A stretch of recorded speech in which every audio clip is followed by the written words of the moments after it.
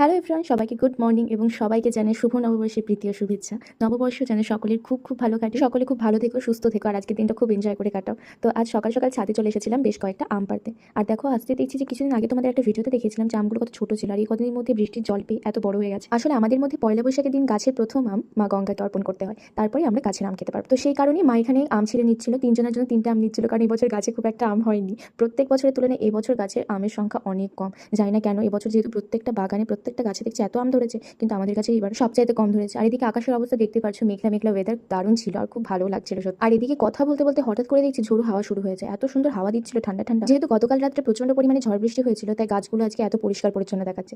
দেখতেই পাচ্ছ আমাদের এই গাছটায় না বহুদিন পরে টগর ফুল ফুটেছে। আর এদিকে দেখতে পাচ্ছ একটা গাছ তোমাদের দেখাই আমি, এইটা হচ্ছে আমাদের 2 বছর আগেকার লাগানো চন্দ্রমল্লিকা। আর এটা কিন্তু একদমই ফুল দেয়নি, তো মা কাটিং করে বসিয়ে রেখেছিল, এখন দেখছি এত বছর পরে ফুল ফুটছে আর প্রচুর পরিমাণে করিয়ে এসেছে। তো আমি এখন আমগুলো নিয়ে যাবো নিচে, কারণ আজ আমরা যাবো গঙ্গা স্নান করতে। আর গঙ্গা স্নান করে এসে তারপর তোমাদের সাথে দেখা